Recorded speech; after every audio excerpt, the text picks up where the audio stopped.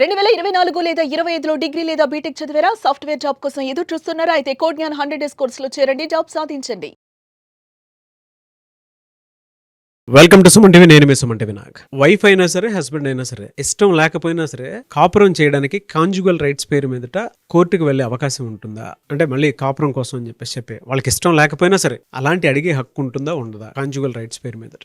దీనికి సంబంధించి మనతో మాట్లాడడానికి హైకోర్టు అడ్వకేట్ అలాగే రవీంద్రనాథ్ గారు ఉన్నారు. అది వారి మాట్లాడి తెలుసుకుందాం. Hello sir. హాయ్ అండి నాగరాజ్ గారు. సార్, వైఫ్కి అయినా సరే, హస్బెండ్కి అయినా సరే, అంటే కొన్ని కాపురాలు వాళ్ళకి ఇష్టం లేకుండానే ఉంటాయి. అంటే హస్బెండ్ అంటే పడదు, కొంతమందికి ఏమో వైఫ్ అంటే పడదు అనమాట. అది ఏ రకంగా సరే, వాళ్ళ పర్సనల్ కూడా ఎన్ని రకాల కారణాలన్నీ అయ్యి ఉండొచ్చు. కాంజుగల్ రైట్స్ పేరు మీద అసలు నువ్వు చేయాల్సిందే నా దగ్గర కాపురం అనుకునేటువంటి హక్కు ఉంటుందా? భారతీయ వివాహ వ్యవస్థ అనేది ప్రపంచంలో ఉన్నటువంటి అన్ని వివాహ వ్యవస్థల్లో కల్లా చాలా గొప్పది. ఒక 2 దశాబ్దాల క్రితం ఎలా ఉండేదంటే, భార్యాభర్తల మధ్య ఏదైనా గొడవలు వచ్చిన సందర్భాల్లో అక్కడ ఇరుపక్షాల పెద్దలు కూర్చుండేవారు. వాళ్ళని కాస్త సముదాయించి, వారిని కాస్త ప్రేమపూర్వకంగా మాట్లాడి ఆ తప్పులు ఏమున్నాయని చెప్పి కాస్త పెద్ద తరహా పాత్ర పోషించి, ఇరు వర్గీయులు కూడా నేను చెప్తున్నాను, ఇది కాకపోతే పెద్ద మనుషులు అంటారు, వాళ్ళు కూర్చోబెట్టి వాళ్ళిద్దరినీ ఒక ఇంటికి చేర్చే ప్రయత్నం అనేది చేసేవాళ్ళు. ఒక 2 దశాబ్దాల క్రితం ఉండేది. కానీ ఇప్పుడు ఏమైపోయిందంటే, చదువులు, ఎడ్యుకేషన్స్, ఉద్యోగాలు, ఎవరికి వారే గొప్పవారు అయిపోయారు. పెద్దవాళ్ళు కూడా మా మాట వినట్లేదని చెప్పి ఇంట్లో ఎవరైతే పెళ్లిళ్ళు చేయడం వరకు పెద్దరా వహిస్తున్నా కానీ, పెళ్లి అయిపోయిన తర్వాత వాళ్ళిద్దరి మధ్య ఏదైనా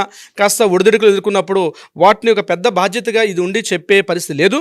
ఒకవేళ చెప్పినా వినే పరిస్థితి ఆ జనరేషన్కి అంతకన్నా లేదు. ఇటువంటి పరిస్థితుల్లో భార్యాభర్తలు ఏంటంటే చిన్న చిన్న విషయాలు కారణాలు చూపించుకుంటూ అనేక రకాల కారణాలకి కోర్టు కేసులకి, గొడవలని, విడాకులని, ఈ రకమైనటువంటి గొడవలు పడుతున్న సందర్భాల్లో కోర్టు ఏంటంటే ఒక పెద్దన్న పాత్ర పోషించే పని అయితే చేస్తుంది. ఇక్కడ భార్య భర్తకు కానీ, భర్త భార్యకి కానీ ఏదైనా చిన్న పొరపచ్చాలు వచ్చి కాస్త ఒకరిని చెప్పకుండా ఒకరు ఇల్లు విడిచిపెట్టేసి వెళ్ళిపోయినప్పుడు మరలా ఆ వ్యక్తిని, ఆమె కావచ్చు అతడు కావచ్చు, మరలా తన కాపురానికి రమ్మనమని కోర్టు త్రూగా మనం పిలుచుకునే హక్కు ప్రతి ఒక్క మ్యారేజ్ చేసుకున్న వ్యక్తులకు కూడా ఉంటుంది. ఇక్కడ కోర్టు అంటే ఏదో పెద్ద కేసులు, పెద్ద హడావుడి ఏమి ఉండదండి. వాళ్ళిద్దరిని పిలిచి మీరు కలిసి మరలా మీ వైవాహిక జీవితాన్ని కొనసాగించండి అని ఒక పెద్దన్న పాత్ర కోర్టు పోషిస్తుంది. దీన్ని హిందూ మ్యారేజ్ యాక్ట్ 1955 సెక్షన్ 9 ప్రకారం కోర్టు RCR పిటిషన్ అంటారు. అంటే restitution of the conjugal rights అని ఒక పిటిషన్ మనం కోర్టులో వేసుకోవచ్చు. ఉదాహరణకి, భార్య చెప్ప పెట్టకుండా భర్త ఇంటి నుంచి వెళ్ళిపోయిన తర్వాత నా భార్య మరలా పుట్టింటికి రావాలి అని భర్త కోర్టు ముఖతహా ఒక పిటిషన్ పెట్టి, అప్పుడు కోర్టు ఏం చేస్తుందంటే ఆ భార్యకు ఒక నోటీస్ పంపిస్తుంది. మీ ఆయన పిలుస్తున్నారమ్మా, తొందరగా నీ కాపురానికి వెళ్ళని. ఇక్కడ గుర్తుపెట్టుకోవాలి, ఆ కాపురానికి పిలవడం వరకు మాత్రమే కోర్టు యొక్క బాధ్యత, కానీ ఇష్టపూర్వకంగా లేకుండా ఆమె ఇద్దరిని కూర్చోబెట్టి బలవంతంగా వాళ్ళిద్దరిని కలిసి పెట్టే పని మాత్రం కోర్టు చేయదు. ఒక అడ్వకేట్ని సంప్రదిస్తే అడ్వకేట్ ఏం చేస్తారంటే, నా భార్య పలానా కారణాలతో వెళ్ళిపోయింది, నాకు మాత్రం ఇష్టం ఉంది, కానీ ఆమె మరలా నా యొక్క వైవాహిక జీవితంలోకి ఆవిడ రావాలి, నా మ్యారిటల్ స్టేటస్ లో ఆమె వస్తే నేను కలిసి ఉంటానని చెప్పి అడిగే హక్కు భర్తకి ఉంటుంది. అదేవిధంగా భర్త వెళ్ళిపోతే, ఇదే కారణాలు ఇచ్చా భర్త వెళ్ళిపోతే భార్య కూడా, నా భర్త నాకు చెప్ప పెట్టకుండా పలానా ఎక్కడికి వెళ్ళిపోయాడో తెలియదు కాబట్టి నా భర్తను మరలా నా దగ్గర పంపించండి, నా భర్త నేను కలిసి కాపురం చేసుకుంటాను అనే హక్కు కూడా భార్యకు కూడా ఉంది. రెస్టిట్యూషనల్ కాంజుగల్ రైట్స్ అనేది ఇద్దరికి కూడా వర్తిస్తుంది సెక్షన్ 9 ప్రకారం. సో దాని వివరాలు నేను మీతో చెప్తాను నాగరాజ్ గారు. ఇది ఎంత కాలంలో చేయొచ్చు? చాలా వరకు ఏంటంటే 3 సంవత్సరాలు ఇస్ ద లిమిటేషన్ పీరియడ్ ఉంటుంది. అంటే ప్రతి ఒక్క కేసుకి ఒక లిమిటేషన్ ఉంటుంది. అదేవిధంగా ఎప్పుడైతే తన ప్లేస్ విడిచిపెట్టి వెళ్ళిపోయిన దూరంగా, అంటే అమ్మగారింటికి వెళ్ళొచ్చు, ఉద్యోగరీత్యా కావచ్చు, వేరే ఊరికి వెళ్ళిపోవచ్చు, ఇటువంటి ఇతర సందర్భాల్లో 3 years ఇస్ ద లిమిట్. ఏ రోజు వెళ్ళిపోయాడు, ఎందుకు వెళ్ళిపోయాడు, ఏ సమయంలో వెళ్ళిపోయాడు అని చెప్పి మనం కోర్టు ముందు చెప్తే ఆ డేట్ నుంచి అప్ టు 3 years లోగా మనం ఈ కేసు ఫైల్ చేసుకోవాల్సి వస్తుంది. అంటే 3 years దాటితే వేయకూడదా సార్ అని డౌట్ వస్తుంది. 3 years దాటిన తర్వాత వేయకూడదని కాదు, ప్రత్యేక కారణాన్ని మనం కోర్టు ముందు చెప్పాలి. ఎందుకు చేయలేకపోయాం ఈ 3 సంవత్సరాల పాటు, ఎందుకు నన్ను కాలయాపన చేశాను, ఎందుకు డిలే చేశాను చెప్పి మరలా దానికి ఒక డిలే పిటిషన్ వేయాలి కోర్టులో. ఆ డిలే పిటిషన్ వేస్తే అప్పుడు కోర్టు యాక్సెప్ట్ చేసే అవకాశం ఉంటుంది. కానీ అది చాలా ఇబ్బందితో కూడుకున్న వ్యవహారం. కానీ విత్ ఇన్ ద 3 years లిమిటేషన్లో వేసుకుంటే చాలా మంచిది.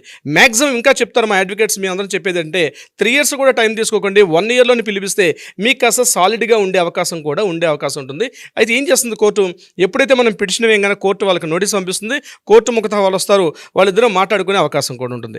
సో RCR పిటిషన్ అనేది చాలా కీలకమైనటువంటి ఒక పిటిషన్ కూడా అవుతుంది. ఇప్పుడు ఒకవేళ ఇద్దరికి వ్యక్తి ఇంట్రెస్ట్ లేనప్పుడు, డివోర్స్కి వెళ్ళేటప్పుడు RCR పిటిషన్ వేసుకుంటే చాలా కీలకంగా మారే అవకాశం ఉంటుంది. అది ఎలాగో కూడా నేను మీకు చెప్తాను. ఉదాహరణకి, ఒక భర్త భార్యని చెప్పకుండా దూరంగా వెళ్ళిపోయాడు.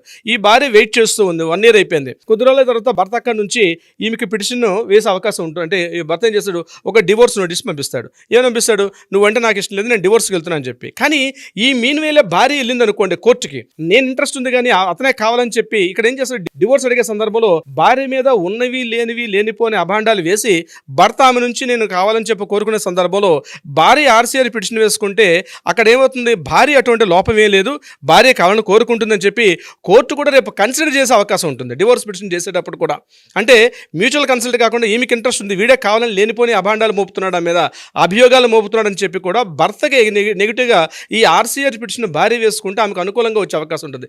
దీనివల్ల ఉపయోగం ఏమిటంటే అక్కడ అతను కావాలని కోరుకుంటున్నాడు, అతను కాస్త ఇంకొక అమ్మాయి అఫేర్ కావచ్చు, లేకపోతే ఈ అమ్మాయిని కంప్లీట్గా వద్దనుకున్న రకరకాల కారణాలు ఇచ్చా వద్దనుకున్న సందర్భంలో ఈ అమ్మాయి మాత్రం కోరుకుంటుంది, నేను మాత్రం డివోర్స్ కోరుకోవట్లేదని చెప్పి గట్టిగా ఒక వాయిస్ పెట్టే అవకాశం కూడా ఉంటుంది ఆర్సీఆర్ పిటిషన్ వల్ల. సో ఇది చాలా క్రూషియల్ పిటిషన్.